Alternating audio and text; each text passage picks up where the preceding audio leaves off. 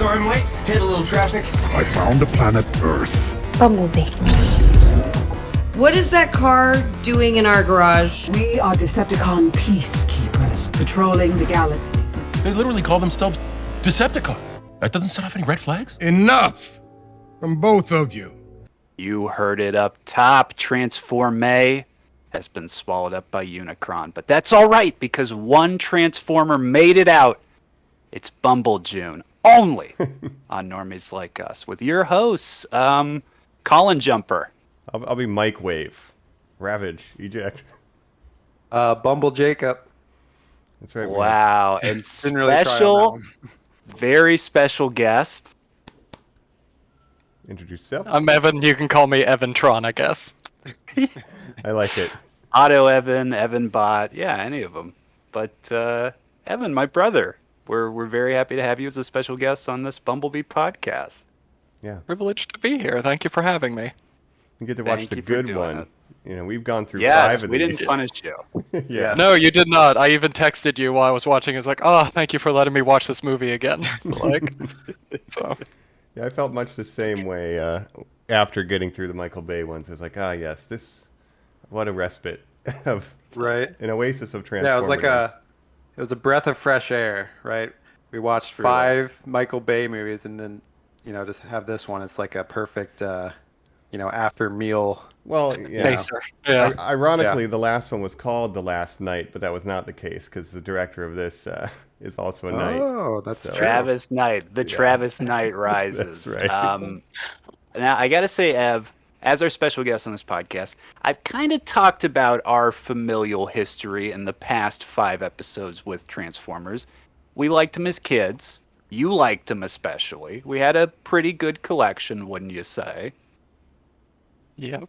Yeah. Well, I mean, it helped that we grew up in an area that was pretty much dominated by collector toy stores, like science fiction areas, things like that. Cincinnati Sci-Fi, where you could just go and buy old Generation 1 Transformers and things like We're that. from Ohio. Nice. Kenner, a Hasbro connection there. They kind of absorb each other. It's kind of the toy capital, unofficially, the Star Wars toys. We've talked about that in the past. But the thing I want to point out now, what I've kind of hinted at, Normies, the cool connection here is that, Evan, you loved these toys as a kid. One of the only people that I knew who could use them, our parents would be like, try to do something with them. They'd bring over family friends who wouldn't be able to figure them out. You would figure them out in front of them. You've grown up to make Transformers. You work for Hasbro as a designer for Transformer toys.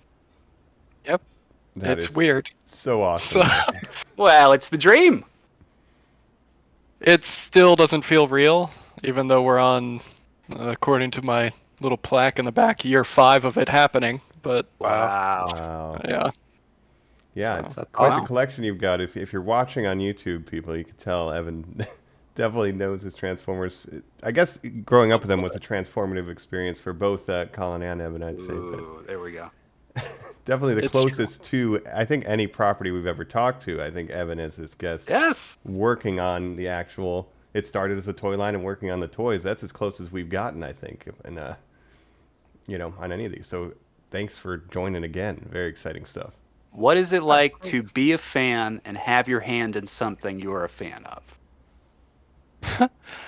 it's actually kind of shocking because when you go in there as a fan, you expect everybody else to be as knowledgeable as you are about the Sure. brand, and that is not the case most of the time. Mm. Which is good and bad. But it's still fantastic. Like, it's still a lot of fun. Like, people are there because they love it and they want to make good toys and things like that. Sometimes people will drop the most random, obscure reference while you're working, and you're just like, I know what you're talking about. Like, Excellent. yeah.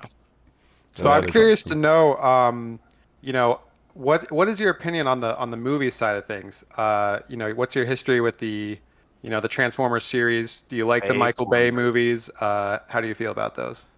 You guys summed it up in your podcast about the first one, where it was like, this is like a historic, monumental event, and it was like, that movie was okay, and that's all it needed to be. Right. And it's like, I look back on that first movie very fondly, and then it's just like, oh, and then it's just like a tumbling snowball afterwards, where it was just like, oh Sure. god, it's not stopping. Oh god.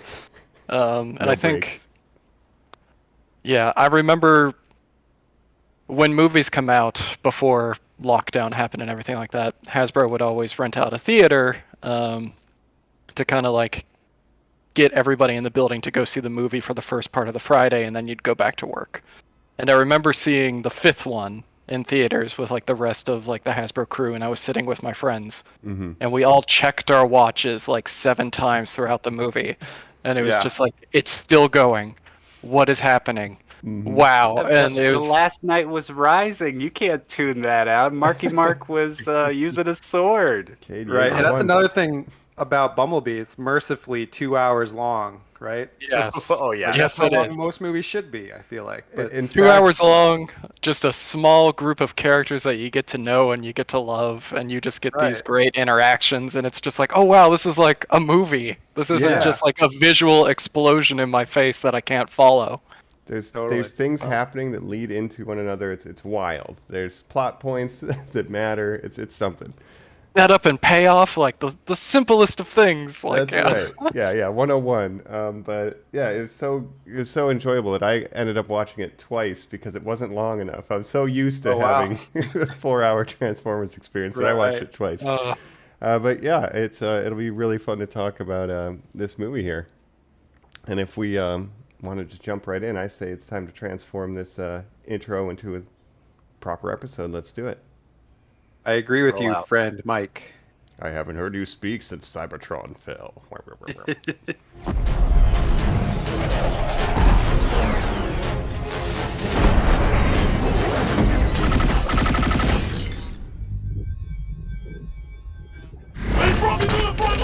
I've lost contact!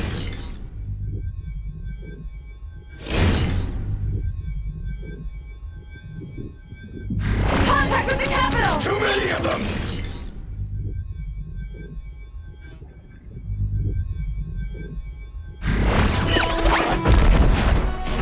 Stand back!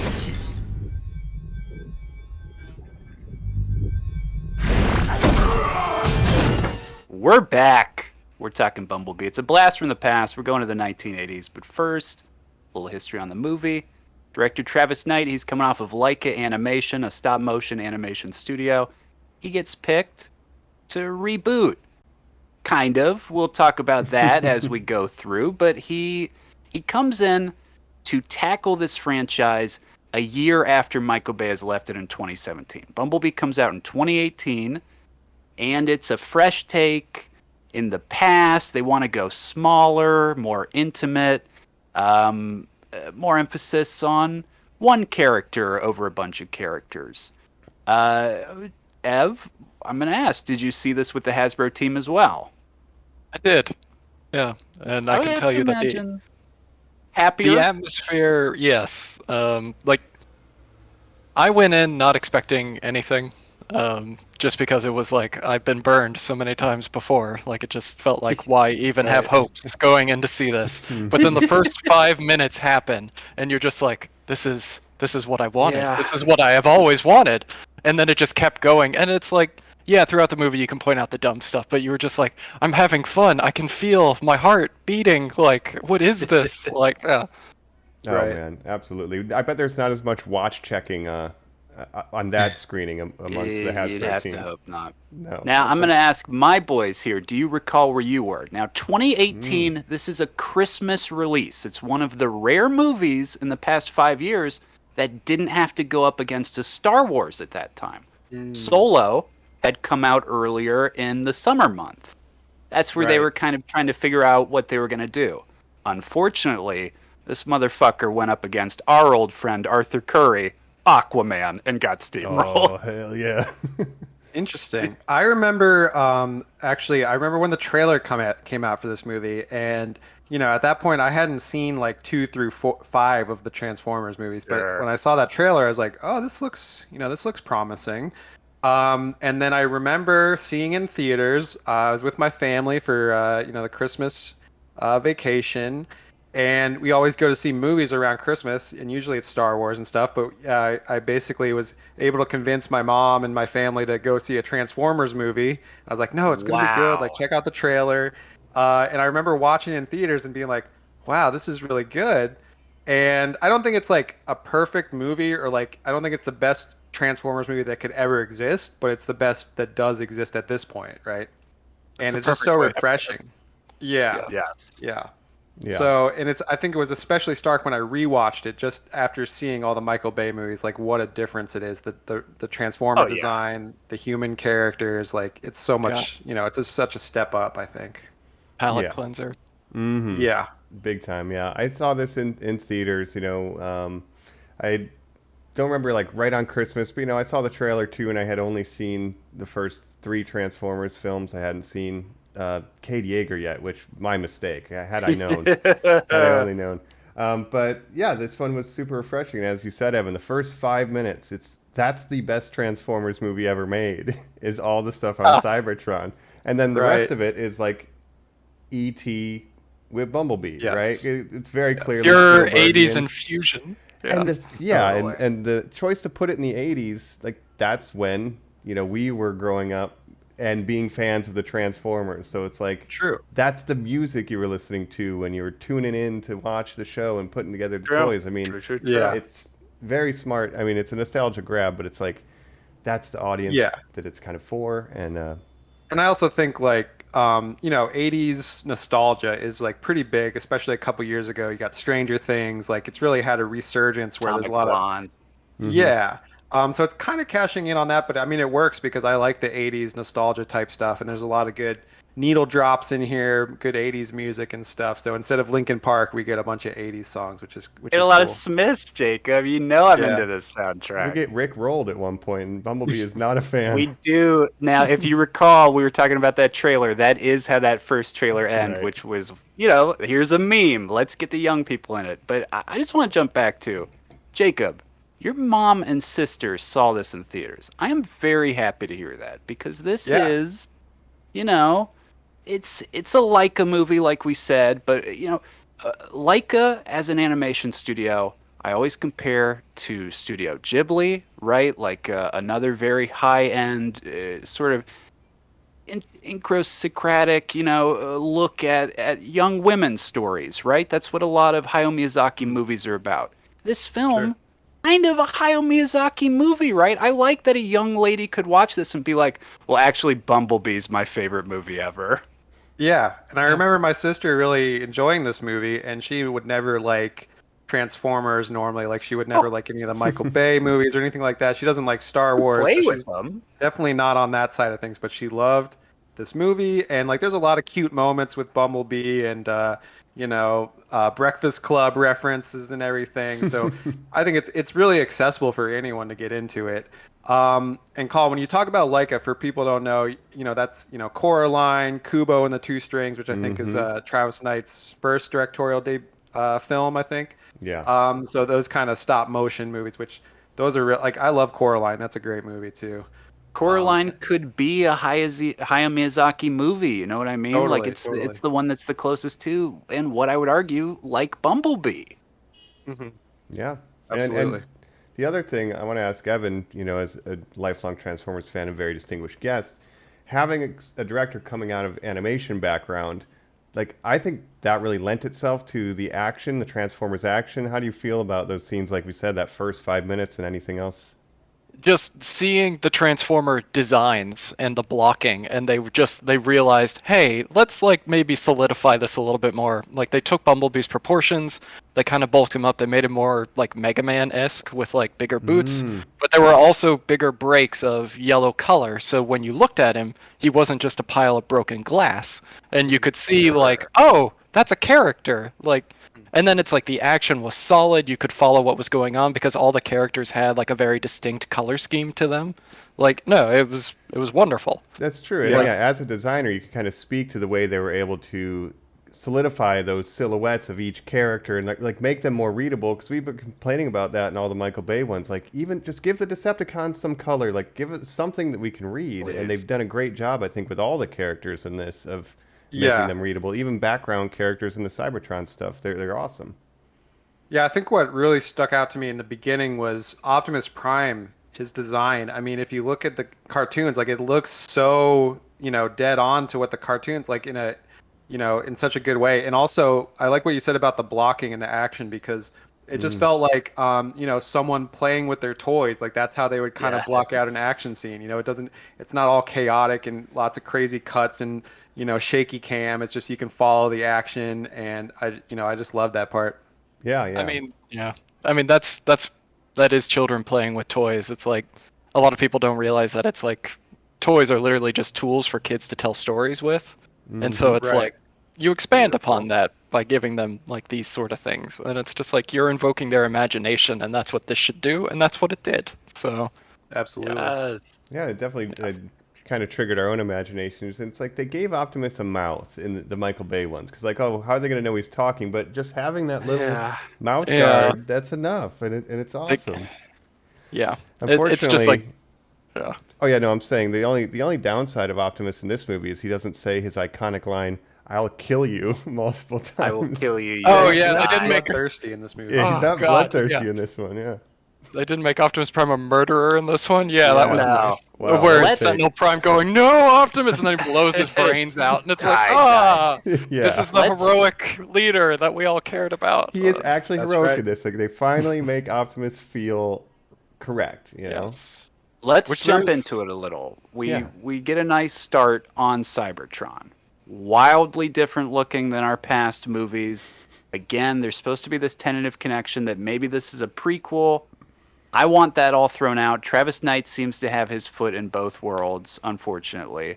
But we go through exactly like what we're saying. We're shown an Autobot uprising, a civil war against the Decepticons who have taken over the planet, and Optimus is being a good leader.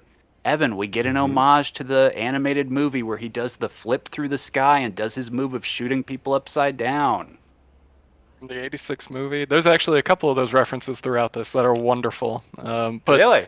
Yeah, I'll point them out as we go along. But there's a lot of like fun little design cues. Like when you look at all the other characters, they have a very Cybertronian alien vehicle mode, but for Optimus Prime, they were just like, we're just going to make him look like a Freightliner truck because that's what he did. Sure. So when you look at him, it's like you can literally read like all the paneling on him is like, you turn into a Freightliner truck, whatever. Yeah, but still, it's just like, that's Optimus Prime. I know that's Optimus Prime. I can look at that, and that was awesome. So. Right. Yeah, I mean, there's little stuff here like, Bumblebee turning into a very Earth-like car. Optimus looks like a truck when they're on Cybertron, but at this point, I've forgiven so much other dumb crap in the Michael Bay ones that I'm like, thank God they look English good. for some reason. Yeah, movie stuff. But like, they look great. Yeah, I can forgive that.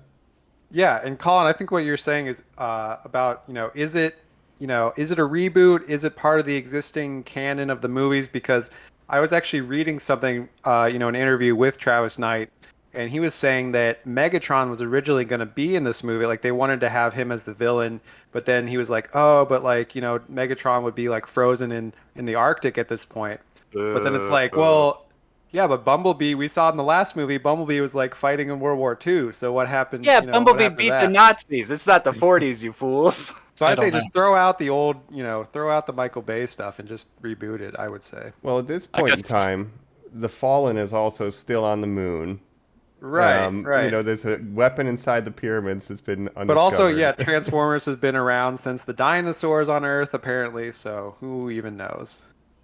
But do you guys like the Decepticons in this, Shatter and Dropkick, right? Is that their names? Yep. Shatter's completely brand new to the series, and Dropkick is the most obscure reference that they could probably pull out. Interesting. It was like a random Decepticon drone from Colin. I don't know if you remember the episode where the aerial bots go back in time and they meet Orion Pax. Oh, it's all I ever think about. Yeah, I was really tempted to explain the entire plot of that episode when we almost talked about Nemesis Prime the other day, and the fucking Dinobots, because the Dinobots helped put him back together right after he's fucking killed, right, and turned into Optimus Prime, right? Different episode, kind of. You're merging a couple of them together, but Dropkick was an old, like, he was technically just like a generic drone, and I think the fans named him that, and then like just canon decided to absorb that as they normally do with Transformers. Sure, but they are a toy reference, right, Ev? They are triple changers. This is the first time we've seen that they can do two vehicle forms and a robot. Well, Drift from the previous Michael Bay movies was technically a triple changer because he turned into Really? a Bugatti and a helicopter. He If was I'm a remembering helicopter correctly. for like Right. 15 seconds. Yeah. I But don't also remember canon, him you know- ever being a helicopter. It was We really did, short. I thought in the movies, like Transformers can just scan any kind of car and transform into it, because that's what even Bumblebee in Yeah. this one does that at the end, and he turns into the Camaro, right? But I guess it's like you can only store one charge right. to transform, I guess, but these guys Yes, have two yeah, slots, yeah. I guess. I don't know. Yeah. Yeah, That every makes time they would go from air to land vehicle to robot, I was like, why not just go from air to, robot? They would basically drop 5 feet, Jacob. Yeah. I honestly have no idea. It's like the moment they kind of brought in the scan to turn into whatever you want, it kind of made it a little weird. Like, Right. because in the G1 continuity, it was just, they had to be like physically rebuilt to resemble whatever vehicle Right, they of were course. assuming the disguise of. That would make sense. Yeah. Yeah, but otherwise, how are you going to drive past the GM dealership and get all their cool new cars Wow. in, you know? So, Yeah, Yep. How are you going to get that cameo, product like- placement? yeah, Hell which there's yeah. not a ton of in this either. You know, this is like, No. it's just a movie. It's just a movie. Yeah. And it's,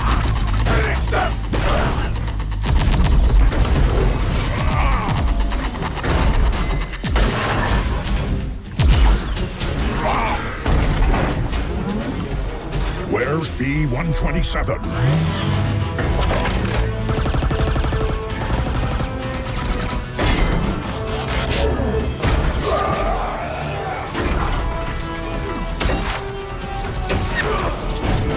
Sorry I'm late. Hit a little traffic. Optimus? Decepticons. Attack. Well, again, if I can point out, as we're getting into general thoughts here, or just as we're going through the whole big thing, set up the plot, we're yeah. the three of us normies are kind of the three horsemen of the apocalypse of this movie. We brought every point to it, each individually focused, if you think about it. Mike, you said in our first episode, just make the hero someone who interacts with cars, and it would be cool if it was a girl. We were like, oh yeah, that is a Right. good idea. That is a good I was idea. like, yeah, Michaela could Me. have been the protag. Now we get Charlie. Yes! Well, this is basically Charlie is Michaela, like if she was, Yes! She was the main character, or something, yeah. Absolutely. Think about what I was saying, guys, where it was focus on a character. Make the Transformers a character. You have to make them, the standout or whatever. Bumblebee has an arc in this. He's well developed, you'd say, right? Yeah, I mean, Yeah, I think so. he's got the old memory loss, conundrum, and, Yes. yeah, it's something we can grab And then onto. Jacob, the biggest thing you have hit since episode 1, they are too long. They are too long. They're too long. They're too long. Like we already pointed out, this is a tight, shorter movie. This is all 3 points we have hammered out the entire 5-film series coming to fruition for this film. Right.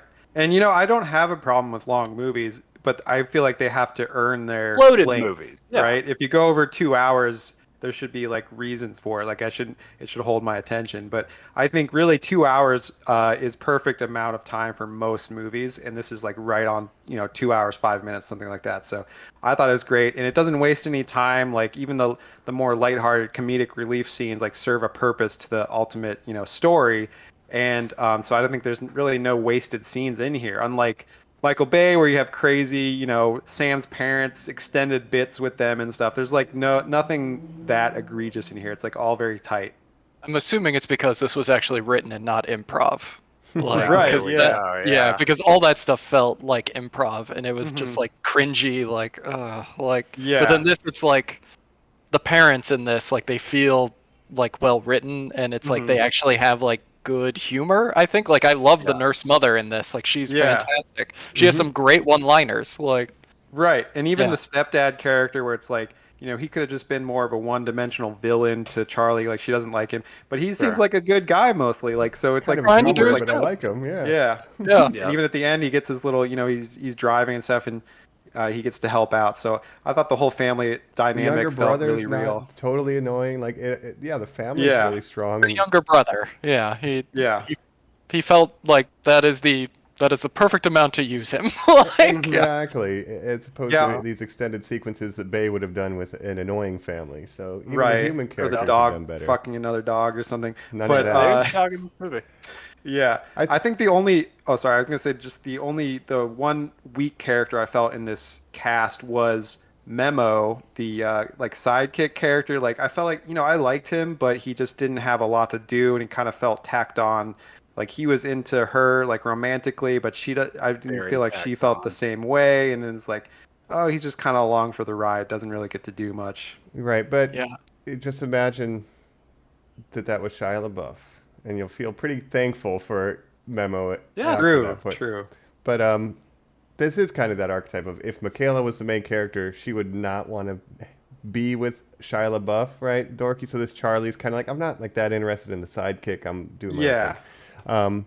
Ben, I'd like tonally that this is kind of more towards kids. Like it is a kind of a kids Spielberg movie. And, so Michael Bay was making Transformers for the Linkin Park crowd, right? The GMCs. But this is like Transformers for adult fans, but also aimed at kids. The Michael Bay films were not ever kids movies. They were selling toys and marketing them that way, but they are not like kids movies at all. No. I'll kill you, No Yeah, I mean thanks. the main vehicle that you see in this is the VW Beetle, which is a much more kind of kid-friendly car, cute. And Bumblebee almost has like an anime type look to him in his design, I think. They enlarged his eyes so that they could be more emotive and things like that. Yeah, for sure. Perfect. Yeah, he's very cute. So I think, dialing to a younger audience, making it a little bit more heartfelt and less like, double horns, rock and roll man, like really serves the subject matter for me. Like as much as we said the first movie is like a good time capsule, this is like the tone. This is the level of kind of action and violence I would want in more Transformers movies. I don't want to go. We can go bigger in scale, but not bigger in like intensity, I guess. And I feel like this movie did what Transformers 1 was trying to do with the kind of coming of age story with, Sam and Bumblebee, they were supposed to bond, but I feel like the bond between Bumblebee and Charlie is so much better in this one, and they actually kind of develop their characters, more so than they ever did in Transformers 2007, right? Mm-hmm. Completely agree. They toned down the horniness, and they were just Oh, we're gonna make this so the whole family can watch this without needing to go take a shower. Yeah, even the Relax. the ending kiss scene, she kisses him on the cheek, and so it's all very PG. And even at the end, he tries to hold her hand, and she's like, No, not yet. I even felt like that was like a direct rejection of the end of every Michael Bay Transformers. Absolutely. Where there's a big sweeping camera swoosh, and it was just like, we're not doing that here. Pitch glow lighting. Yeah. It's like, not in this one. Yeah. I loved it. Yeah. Oh, man. Let's jump in and meeting these people. So just back to the setup of this war with Cybertron. We're introduced to one of the Prime Warriors, B127. He's our guy. Mm-hmm. He's got a voice. Actor Dylan O'Brien, a nice young guy who's known for the Maze Runner movies. Teen Wolf. Seems like a cool dude. Jacob, put that on your list of Buffy spinoffs. Teen Wolf, right? Or inspired by, I would say for sure. Then he's tasked with going to Earth. Gets fucked up on the way there. Or I'm sorry, when he gets there, he gets fucked up because something has followed him as well. Not Starscream. Fights with him, a pretty badass fight in the canyon. Gets his memory erased. And then Ev, they go forward with this trait of the vocal cords, Mike. Now, Evan, Bumblebee on the show was a chatty motherfucker. He would talk to Spike. He was the human liaison. Hey, what's going on? That's a skateboard? Cool. I mean, he was the teen stand-in of, wow, I would love to have a big buddy like that. Do you like this evolving trait? Because if this is them starting fresh, they don't have to do the missing vocal cord thing again. But it seems like something they've really keyed into. Well, it's an identifying gimmick. Like, it's a trademark at this point, where it's just like, this is iconic to that character. So it's almost like, well, he's got to be yellow. It's almost like that, it seems like, at this point. Right. Do they do on the new cartoons? Yes, on the Cyberverse cartoon, they actually started out with him being mute, and then he gets his voice back. Yeah, so that is kind of like becoming like the full-on canon for Bumblebee from now on. Oh, wow. And it makes it more of a E.T. type story where it's like, 100%. if he had a voice, he could just explain to Charlie like who he is and everything immediately. So it's like, it adds a layer of like, oh, that's why, the movie can happen because you can't explain everything right away.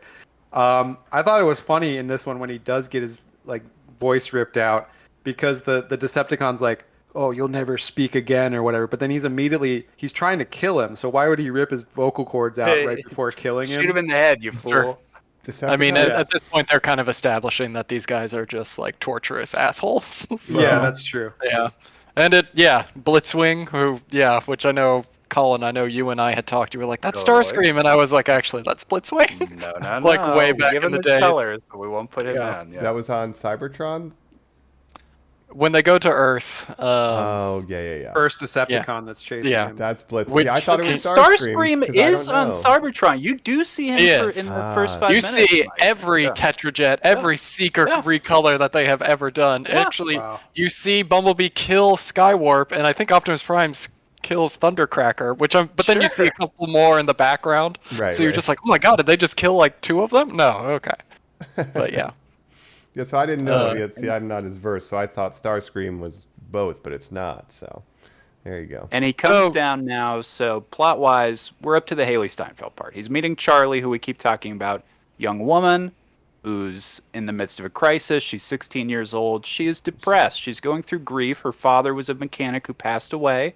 She lives with her nurse mother, Pamela Adlon, as we said, Bobby Hill from King of the Hill. Mm-hmm. Got to shout that out. Oh my god, I didn't realize that. The best. That's why she's. Oh our my queen. god, I can hear it now. Oh, why didn't I realize that? Of course. Yeah. She's great. And she wants a car, and it's more believable to the Shia stuff, like we said. But real quick, to what you guys keep saying, the main criticism seemed to be of this film, oh, it's another E.T. Or, oh, it's another Iron Giant, the Brad Bird film. You got that thrown out a lot, too. Right. If you want an adult version of this movie, John Carpenter's Starman with Jeff Bridges is kind of the same thing. It's the plot of special person from another world comes into the regular person's life and pushes them to mature through the changing of their world, right? Guess what? I don't fucking care. I think this movie's great and really special and really nice that it happens to a young lady, and it's my good friend Bumblebee who's doing it. I don't give a shit about Iron Giant or E.T. I like the big yellow robot, so shut up, everybody. Well, yeah, it's kind of a trope, but I think if you do it right, like it's still, it's still good. Sincerely, yes, you can just do it heartfelt, and that's what they do in this film. Yeah, find a formula, right? Follow the template and make a competent movie, and that's what they did, and it's enjoyable. Yes. Even so the Decepticons show up, and they are trying to work with the humans under the guise that this B-127's a fugitive. He's dangerous, right? We got to catch him, and I love that because they're actually being deceptive, right? And John Cena calls them out. That scene in the trailer, they're literally called Decepticons. Is that not a red flag for anyone? I love it. Well, that's point. Yeah, it's a good point. They never say their names throughout the entire movie, which I thought was interesting. So it's like the only reason we know that they are named Shatter and Dropkick is because of the credits or just like, osmosis from the internet. Right. Yeah, I thought that was interesting. I called them Red One and Blue One in my head because I didn't know what the names were. Well, there was like a moment where Shatter could have like addressed Dropkick, but she calls him like Comrade. And it was just like, I was like, oh, did they like not have the names figured out at that point maybe? Because the line was like a little weird when it comes out. But like, Yeah. Just I would put say a one of my Cold War reference minor in there. Say Comrade. one of my minor complaints of the movie is that just the human military is so dumb in this that they just like it borders on unbelievable to me where they're just like gonna take the Decepticons at their word this whole time. I mean, I know they have like a secret plan that they're gonna kill them all eventually or something, but it's like, I mean, John Cena literally says, yeah, they're Decepticons. Like, is not a red flag to anyone, but and then they don't follow up on that and they just keep working with them. Well, they use the Cold War trope of, if we don't give them access, they're going to go to the Russians. We can't have that. Right. That so is good. Yeah, that's like considering the it's late '80s. Yeah, it makes that in a very does make War a lot of Games-esque sense. kind of way. But I'll buy it. with their Humvees with the military grade harpoons on top, where it's just like, why do you have those? What are you doing? Right. Right. But just accepting at face value that Bumblebee's the bad one and the 2 Decepticons are actually the good ones that we should work with, it's just very funny. But John Cena learns in the end, and he's got an arc. Yeah. He's entertaining in this. The opening paintball scene, John Cena's quick, funny, like it's a malfunctioning. Someone's gonna get a talking to. I'm sorry, he's charming. He's got a lot of charisma stat high, and he does a good job in this. Autobots, fall back! Get to the tower!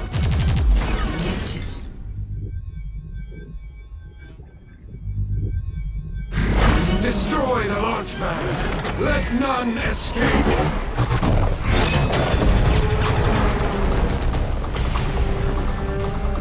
Cybertron has fallen. Get to the escape pods. There are other Autobots scattered across the galaxy. We must reach them if we hope to survive.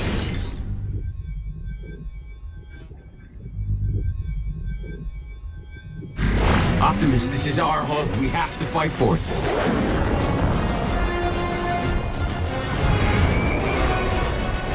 We will fight on. I know this movie was originally supposed to be a summer release, and then it got pushed out to Christmas because the toys were ready to go, and then I remember we had to like sit on them for a while in order to release them until the movie came out. And I can't remember why, but I know there were a bunch of reshoots. Because reshoots always happen for a movie. But I think what has come out of, you're right, is that John Cena was pretty much added to this movie at the last minute. That they felt that they needed a human obstacle opposed to the Transformers as well. So if you think about his interaction with our lead, not Charlie. Charlie.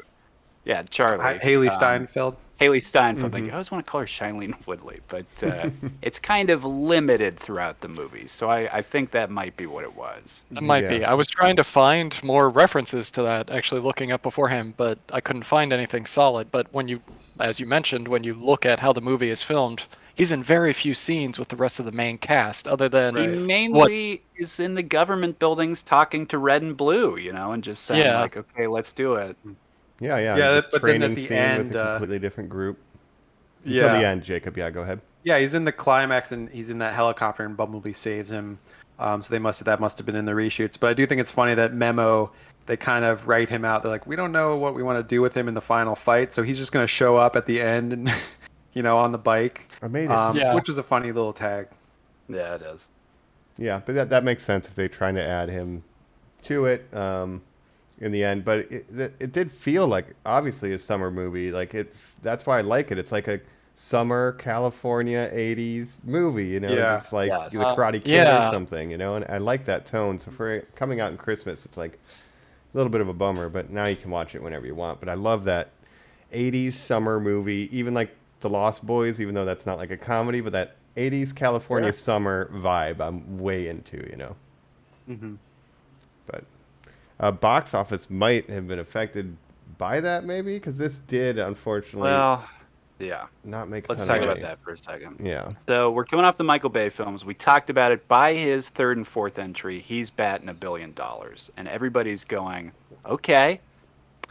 One of the pillars of Paramount. We're the people who make Star Trek and we make Transformer movies, and you're like, okay, I guess that's true. Now again, this is a Chinese co-financed movie. This is done by Tencent. They are a Chinese production company who put up, I'm sure, at least half the money for this. Yeah. Evan, why would the box office drop off so much, I guess, to ask you? Not that we're box office experts here, but to say that it's going from $600 million in the last night to this, 300 and some change. Just think of the competition that it came out with. Like Spider-Man and the Spider-Verse came out at the same time. I think you said Aquaman was also then. It's like you had these other massive Spider-Verse, you're right. Yeah, there are these other massive blockbusters that came out, and then this, and then it's like, well, it's Spider-Man. Everybody's gonna go see Spider-Man. Oh, it's Aquaman. The foreign market. That's what I'm saying. They had this built in where literally, if they start making these movies to cater to China, that the last two films certainly did in Singapore, and in Hong Kong, you would think that they would say, Bumblebee, that's another entry in that franchise we love, and yet it seems like they didn't show up as well because they wanted to go to Atlantis. Yeah, Aquaman did gangbusters overseas and under the seas. I think part of it is just probably Transformers fatigue and people not knowing what this movie was going to be like and just seeing like, oh, another Transformers movie, like the sixth one. I don't really want to go see that. But I was just surprised like good word of mouth didn't help the box office that much, because I think after the opening weekend, reviews came out and it was pretty positive, but people still didn't really go see it, I guess. Well, it obviously did not break. What was it? Transformers 3 was the one that made the most money ever. Yeah, like 1.3 or 4 billion. Yeah. But it still made its money back. It was still a success, and I'm hoping that sort of like what happened with like Austin Powers. Like maybe after it came out on streaming and video service, maybe now it's picking up more steam in life. I don't know. I wish. I'm hoping. I want more people to see this movie. Yeah, because it's the highest rated Transformers movie on Rotten Tomatoes. It's got like a 90 critics and 74 with audience. Like it's hardly any of them are above 50%. You know what I mean? Yeah. So yeah. it's a great vision and of the kind of tone of the series. You know, we've said the design of the robots is great, and I don't care if it's a prequel or a reboot. You know, because the original films don't even care about continuity when we have Bumblebee talking in the first film and then just not anymore. Right. So continuity doesn't matter with these at all. No. So I would hope they can make more like this. It's just is a demand. I know this one was free on Amazon Prime until June 11th, so you got a couple more days as of releasing this to watch it for free if you're out there, listeners, and check it out. If you haven't. Watched it. Yeah. Been on Hulu for like since it came out, literally. This is probably like my third time watching it. In theaters, very special memory, watching with you, Ev, with our mom. We went to Walmart afterwards, looked at some toys you guys made, took a picture. Like a perfect day. Like, since then, saw it when it came out, you know, to purchase. It probably went right up to Hulu, watched it. This third time watching it again, literally halfway through, I'm like, this might become an annual thing. I like this movie. It's just nice. It's pleasant. It's easy to digest. Yeah, and I wish, I don't know what the future of the Transformers movies holds, but I wish they would kind of continue this storyline, maybe, have a Bumblebee 2 or something like that, bring back Charlie and all these characters, because I do think they set up something good here that they could continue on.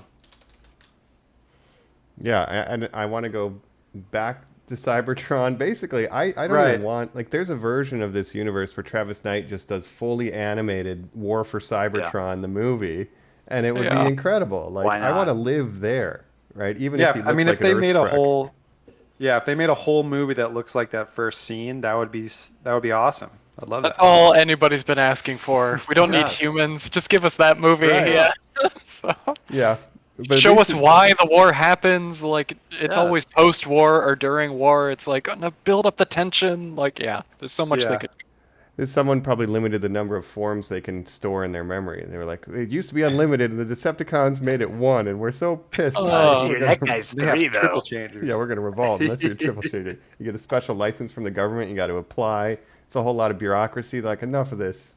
You know what? You're actually not wrong in the canon. Like, part of Really? what you said is true, because there is a whole lot of, like, classism in the original, like, war and why it happened. So, it's crazy. It's there. It's kind of the General Zod Krypton thing, where Megatron was in charge of the military, and he kind of looks at the people who are in charge of the whole planet and goes, well, why the fuck aren't we calling the shots? You made us to protect you guys. We should be the fascist overlords. And they hold a revolt. Now, Ev, is there anything from the toy world you had wanted to see in one of these movies? Not necessarily in the next one, but we just talked about a prequel. We got 15 teases over Michael Bay films for Unicron. I know from our love of the animated movie, it would be cool to see him involved. But is there anything else specifically? Headmasters, we talked a little bit. I'd love to see some Headmasters. Technically, Cogman, whatever his name was, Cogsman. That's what we were saying. He was supposed to be a headmaster. I guess. God, I don't know. It's like, it's so weird to think about. We got the Dinobots, Insecticons, Beast Wars, Transmetals. I'm just thinking of all the buzzwords to Transformers. Right. I don't know. I just want another good movie. Let's go with that. Sure. Yeah. I wouldn't mind another good video game. What do you think's the best video game? Armada, because you can turn into the most stuff and sort of drive the around War for and shit? Cybertron games. I was going to say really? War for Cybertron. War for Cybertron / Fall of Cybertron. Yeah. Really? I did play testing for War for Cybertron back in the Really? day. I didn't know that, Activision Mike. put out a call we'll bring you down, give you unlimited soda, play War for Cybertron multiplayer. What? Yeah, and I played as Bumblebee, and I got first place in like every multiplayer match because his sword was very OP in that build. It's awesome. So I guess they balanced it, or I was just that good. And then I got a copy of Wolverine, the video game, when I left for free. Nice. What? Yeah. Mike, how are we just hearing that? is all madness. As it comes up in the future, whenever I can mention something I play tested that's relevant, I will. But that's all I will say for now. Wow. War for Cybertron, yeah, I love that game. It's very fun. All right, I'll check those ones out. Watch the animated movies. Are there any good new animated series shows? We talked a little bit about Hasbro Pulse, that you guys have your own sort of streaming cartoony appy thing. Yeah, and then you can usually find all that stuff on YouTube. I know Cyberverse is going on right now, which people seem to be enjoying. My favorite, I think, shows from recent times would probably be Transformers Prime and Transformers Animated, which were both just completely fantastic. I think they were both also only 3 seasons, so I think they're also all on Netflix. So I do recommend those. Interesting. Nice. Awesome.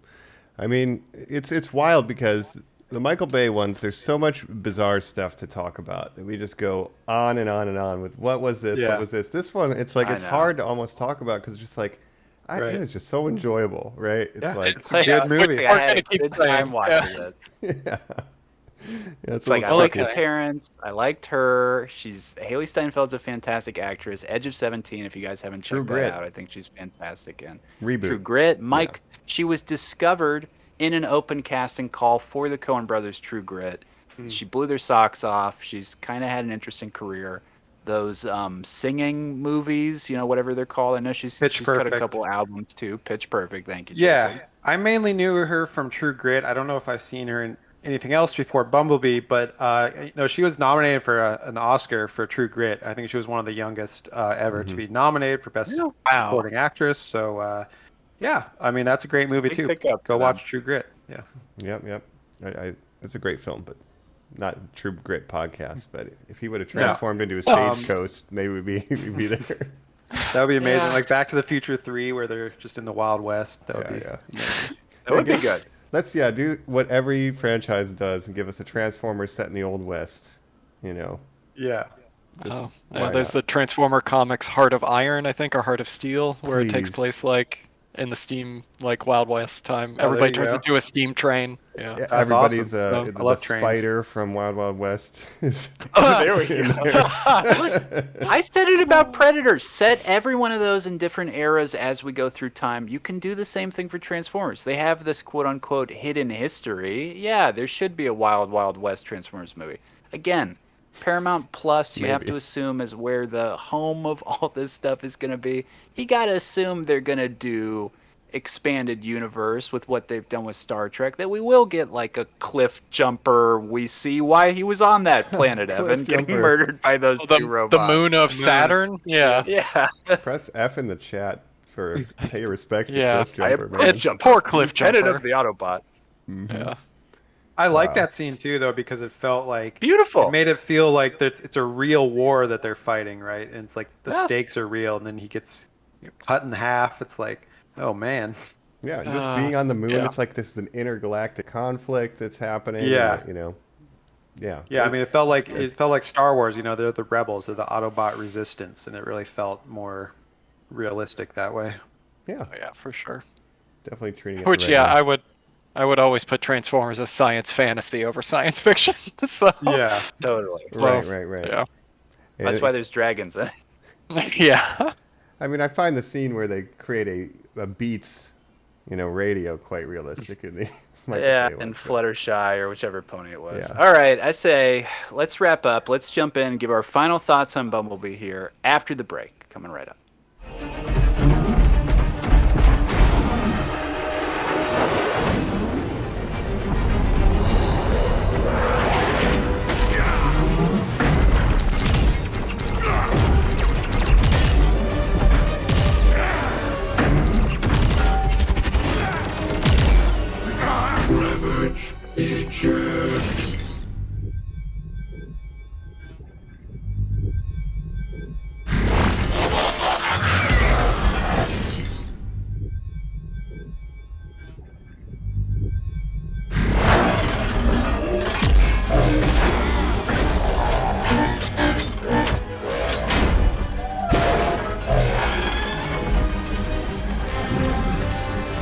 My only story was I had Starscream And I just imagine when I got it as a child that, yeah, you'll just flip the front down, his head will come up, you're done, right? No, it was Like show like the 4-panel transformation on the box, and it's Yeah. like, no, there's like 20 steps. it was like listed as like advanced. I think they listed the difficulties at one point. Is that correct? And it was Yeah. like a high difficulty, but I'm like, there's no way. Like my dad was trying to help me, and I couldn't do it. So then I just started. Then I got Zoids instead. I completely understand. It's another That's what I Tony have. line, right? Yeah, exactly. Yep, so Another Takara Tomy. they got me eventually. Yeah. I want to ask a question about what Mike just said about how intuitive they are. Because it's kind of the only toy where you look at it and you have to think about the person picking it up, what they would think to do with it. How do you tackle that part of creating something? So, it's a kind of a funny story, I guess. There was a time period about maybe 10 years ago where the toys were getting to be, actually probably 10 or 15 years ago, the toys were starting to be too complex. Actually, the joke in the office was they had turned into lament configurations, and you would summon a Hellraiser demon if you accidentally did it right. And then they kind of realized it's like, okay, like these need to be like 20 steps or less. And then obviously, it's also dependent on what series that you're going on, because Transformers is now into different segments. Like you have your Generations and Studio series, which is for your older kid and adult collector. And then you have like your Cyberverse line, and then there's like the Authentics line. And those are like for the little kids. And then even the littler kids, you have like the Rescue Bot stuff. And so there's usually now like a minimum number of steps when you're working in those. Like, hey, The little kids, it bends at the waist. Snap, not even. snap, It like that thing's stands up. gone. Yeah. Okay. Yeah. And then Cyberverse, like there's like the 2-step changer and things like that. And like all you have to do is like fold it and it just pops into place. So it's stuff like that. It's more like now we are targeting specific audiences to make things a little bit easier for everybody so that they know what they're getting into. So, I don't know okay, and one of the things that, I sent to you and then I sent to the guys earlier, I was at Target today and I saw a Bumblebee branded toy. Now, you said you weren't involved with the merchandise while the film was coming out, but this is what you're saying of this other, the studio series for the older kids. Yeah, the studio, like it's literally meant to be like small masterpiece toys. Sure. Which, and granted, more it's high like, grade.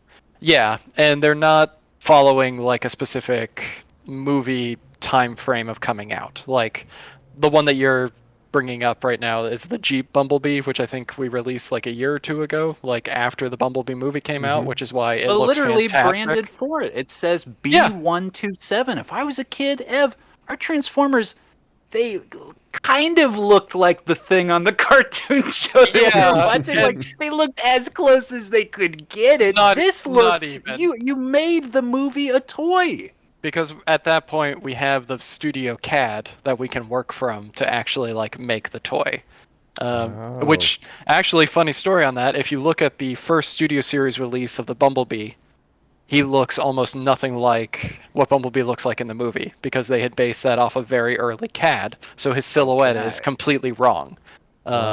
He's got very spindly limbs, like his car door wings stick out like the classic Michael Bay Bumblebee, and it's like, that's not what he looks like, and fans weren't that happy with that one. And it's like, that's what we had at the time. But that kind of set a precedent of, we're only going to work from movie CAD from now on, because this is a movie focused line and we're trying to be as close to those designs as possible. But Evan, isn't that a million times harder, in the sense that you're not the designer. You did not decide what Bumblebee the robot was going to look like. But when you get that CAD, that image of the final thing, you are the guy who does have to go turn it into a car through a piece of plastic, figure out how this goes from A to B. Yeah, that's also like us then working with Takara Tomy and being like, okay, this is how I think this will work. What do you think? They'll come back and be like, no, you're wrong. This is how it will work. And then you look at it and you're, move that. Yeah, and they'll send like a very rough design drawing, and then like, you'll examine it like, I can't read this chicken scratch. What is this? Oh, okay, I think this is what they're doing. Yeah, okay, that does seem right. And then it's a lot of back and forth between our two design studios, pretty much. Wow, that's pretty interesting. I had not thought of the mind meld of how are we gonna actually turn it into a car. Like that. All the It's engineering, abstract to Mike, me. that goes into making toys. Hasbro, Evan, your other guys, you guys own Nerf. It's like, okay, I got to make this gun shoot a dart. But again, you know, Blaster. You're not allowed to say gun. It's always a Oh, blaster. fair enough. Fair Yeah. enough. That absolutely makes sense. Or think Yeah. about some of your colleagues who go, okay, I've just got to figure out how to make a baby Yoda. Easy enough. It's basically a statue of a baby Yoda is what I'm making. Well, But it's your never job just is change. It's never just one person though. Like Yeah. these are all a humongous team effort. Like we have engineers and there's designers, and then you also have to meet with packaging people because there's packaging depth. And sometimes you have a character who has a wide backpack and it's like, nope, that's not going to fit in the Sure. package. And then it's like, well, fuck. I guess I got to figure out how to make that fold out so he'll fit in his goddamn package. So yeah, you have Wow. Yeah, so it's a lot of back and forth between many different parties. So it's always weird to be like, I made this. It's like, no, we made this. And they Right. made it fit in I the like that, packaging as too. well. Yeah. I know. Yeah, exactly. Right. No, a lot of things to consider it from that side, and it's like kind of like movies or whatever. If you know how they're made, you kind of can't look at them the same way. And I assume with toys and packaging, you're kind of the same boat now. Yeah, pretty much. Yeah.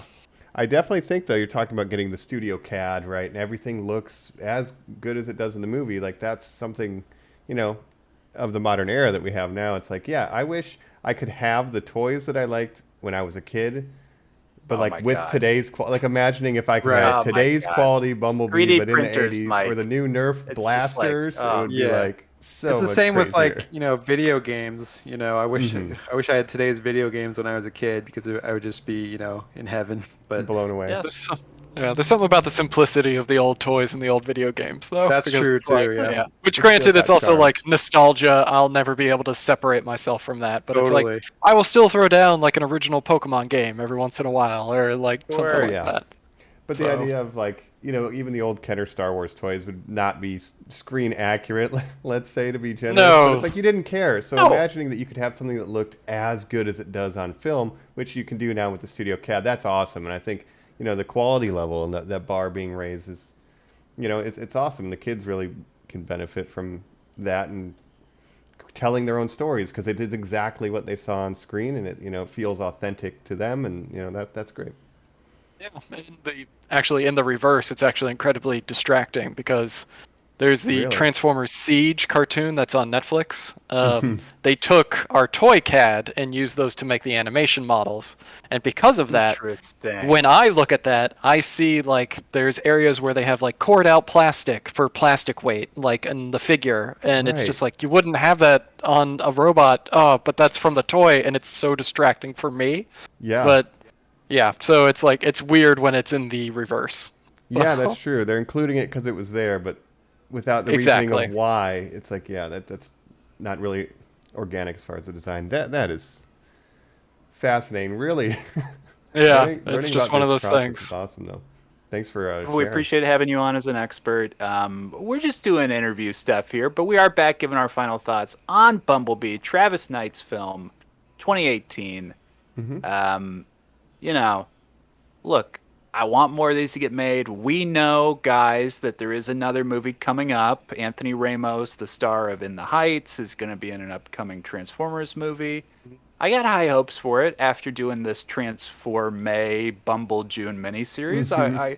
Mike, you suggested this. I've got a Sorry. brother who makes Transformers. I didn't even put together. I was like, yeah, that sounds great. And then to get through this, I like Transformers. I like Transformers the most out of the three of us. But now where I'm at, I'm like, I just have so much nostalgia now for these dumb movies, even just because we did this little watch along, So I don't know where you guys are at right now in your journey. It was weirdly, endearing to think about the Bayverse again. I'm watched the first one and then 4 and 5 because continuity-wise, it's just like there's a split in the timeline where the government just doesn't trust the Transformers in this one, and they work Yes. with them in the other one. So It makes sense. Go straight to Kate Yeager, but really just watch Bumblebee. It's great, and I do think it's fun that after Transform-May, we've gone full circle to.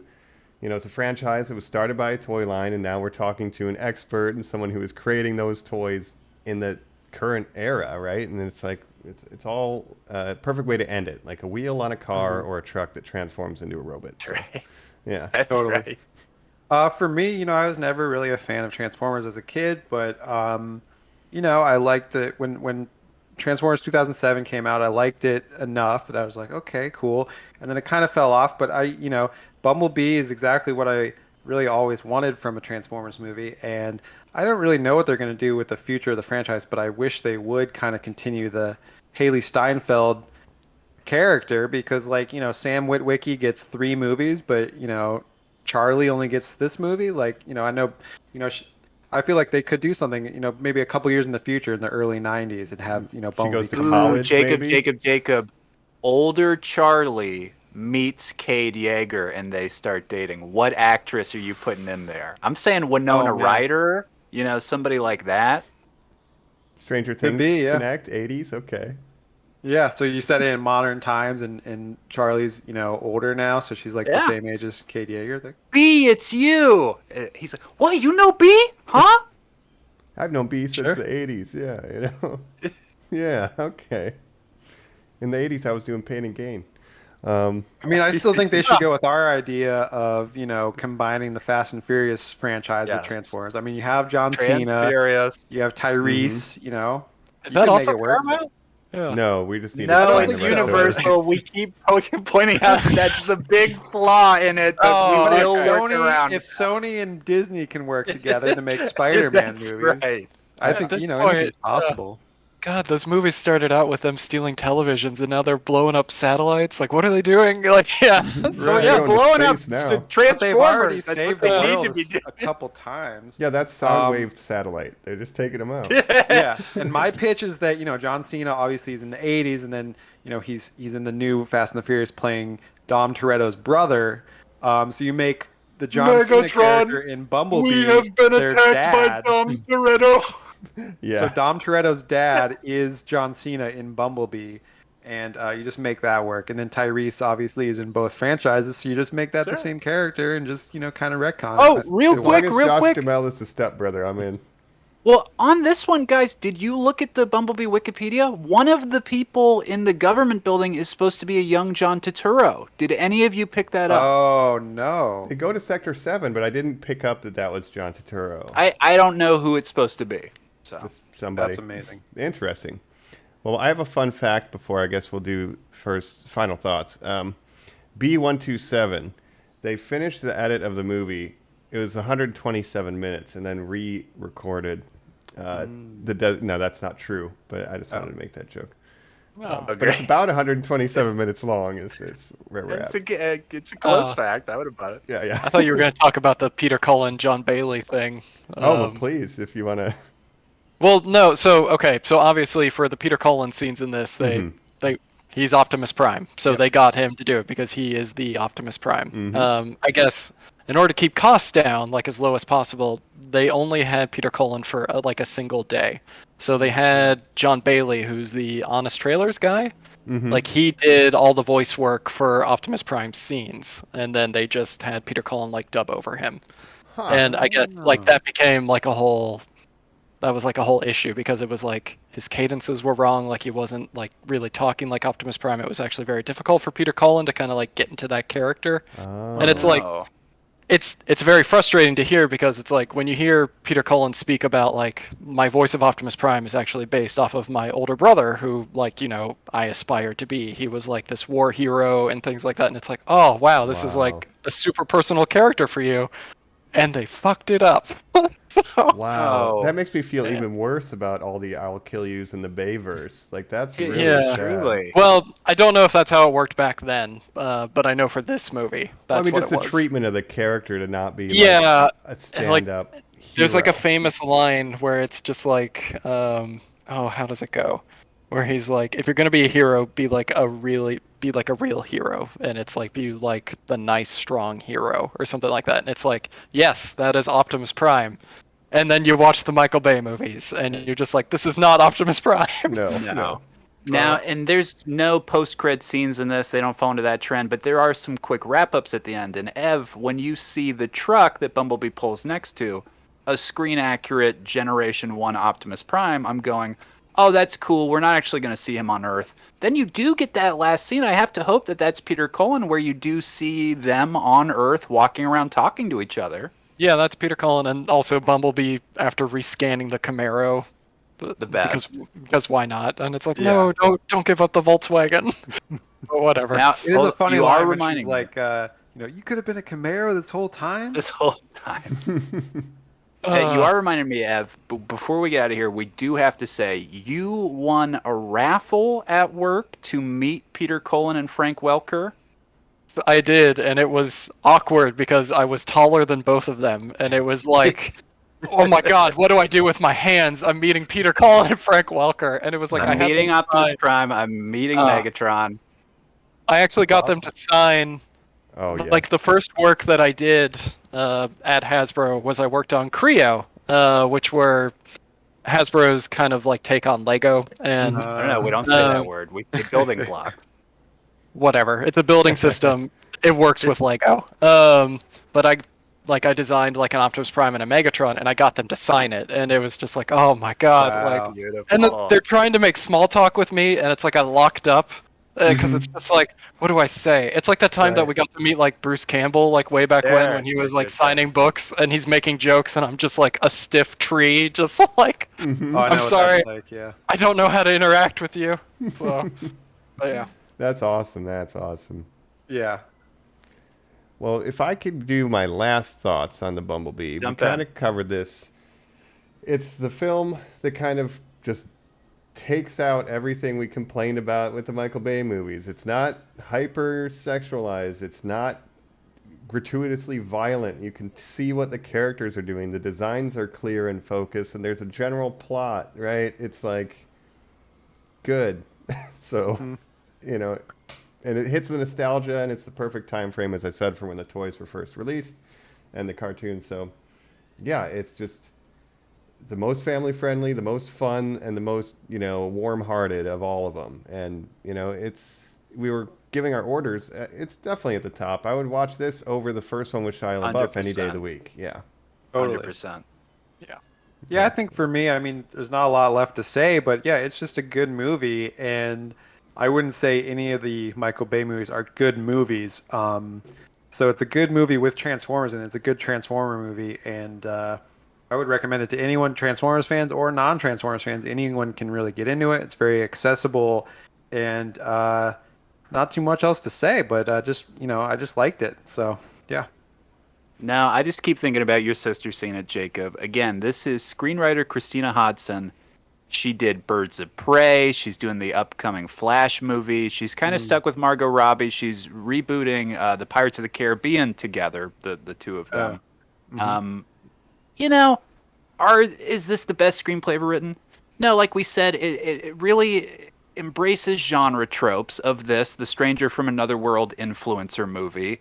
But I like that it's the content aimed for a younger lady. I like what I said, that it is a Miyazaki-esque movie, a film about, you know, I said there's no post-credit scene, and it kind of wrapped things quickly up at the end. We don't need to see her finally turn on her father's car in that last moment. It is a nice payoff. But like a Miyazaki movie, the adventure was more that she found better mental health towards the end, right? You know what I mean? And does it have these screenwriting things of what director Alex Ross Perry calls like a blender, which is, you know, that thing that a character is defined by. It's not like a MacGuffin, which is what brings you towards the end. It's sort of the thing that moves you throughout. It's her diving, you know, or if it would be like if I kept saying to Jacob, oh, watch out about your car. Hey, your car this weekend. And then in Act 3, his car breaks down, right? You know? Yes, it has stuff like that. Yeah. Could it be less clunky? Could it be a better scene of her going, you make a noise like a bumblebee. I'll call you Bumblebee. Yeah, I don't know. Again, when he was literally filled with bees. Yeah. Yes. Oh, yeah. So Colin, you know, with the diving, I was going to mention that it feels a little tacked on, like they do. It does come around at the climax. She has to jump off. There's something to triumph over, Jacob. Right, but it's like she was a diver, but she's also into like building cars or whatever. She has like 2 different hobbies that she like excels whoa, at, which I guess people some can't people have have 2 2 hobbies. Complex young woman. How dare you say she's 2-dimensional? Yeah, Right. too many hobbies. No. But no, I mean, at times the screenplay there's formulaic aspects there where you're like, Yes. okay, I can see what they're doing, but a lot of good movies have that. So it's just like you can see how it was made, but it doesn't. I still liked it, and it's very enjoyable. When you're watching it, you don't feel Terrible. It's yeah. So it's good. I say ditto to that exactly. Ev, any final thoughts you want to give about Bumblebee? It's a great coming of age story for a teenage girl just trying to deal with her grief, like just trying to figure out herself and what's going on, and she happens to meet a transforming robot that helps her. That's it. That's fine. Yes. Yeah. She also takes down a government agency or 2 and defeats evil aliens. It's great. She also destroys the internet as it's created. Oh yes, that's right. That does But prevent. yeah, the and then problem there's like a male interest who was kind of tagged along. Whatever, it's fine. Yeah. Rosie Huntington Whiteley in the 3rd one is as dumb a character as Mojo or whatever his name Memo. is in this movie. Memo. It's like he doesn't need to be defined. He's the boyfriend. No, they even put Mattel toys in like his room, which I was just like, oh my god, you put Mattel toys in there. Yeah, they had the Secret Wars like Marvel action figures, which Mattel would have had the license to back then. That it was just like you couldn't have put like anything else that Hasbro or Kenner would have had. Yeah, put a Micronaut. Put a G.I. Joe, you motherfucker. Yeah, or something. But no, whatever. It was funny. So. Yeah. Awesome. But no, I love this movie. I hope other people who haven't experienced it get to watch it and just be like, yeah, you know what? That was a good 80s movie. Yes. Made in 2018. Yeah. Well, with great graphics. Look, all right, we did it, normies. We talked about all 6 Transformer movies. We'll be back. There is a 7th coming. We'll cover it and we'll laugh about the fact that we did the other 6. But hit us up on our social medias at normies_like_us. Let us know what you thought. Say, oh, I had so many Generation 1 Transformers, or oh, I love the cartoon series. I picked up on all that stuff Ed was saying about, the homages and shit. Yeah, we want to hear that, but we also want you to reach out and say, cover some other stuff. Oh, did you like Cruella? Did you like some other stuff? We got more stuff coming out. We're out of Transfor-May, baby. We got more content coming to you. That's right. And check us out on YouTube, Normies Like Us, for the video versions of our podcast if you want to see our beautiful faces. Mm-hmm. Ev, is there anything you want to plug? Social media, anything? You can find other videos of me stumbling awkwardly on YouTube under Hasbro Pulse as I show off new Transformer product that's coming out. Yeah. Follow those, please. Stay up to date on the newest Transformer stuff. If you've ridden with us for this long, listeners, you must be pretty dedicated to the cause. So yeah, be sure to check it out. Yeah. All right. Otherwise, we've been your hosts. This is Colin Jumper. Mike Wave. This is Bumble Jacob. Special guest. Evan Tron. Thank you all for having me. Thank you, Evan Tron. Thank you. And thanks for listening or watching. Take care. All right, normies. We will Roll always out. protect you. Goodbye. Die!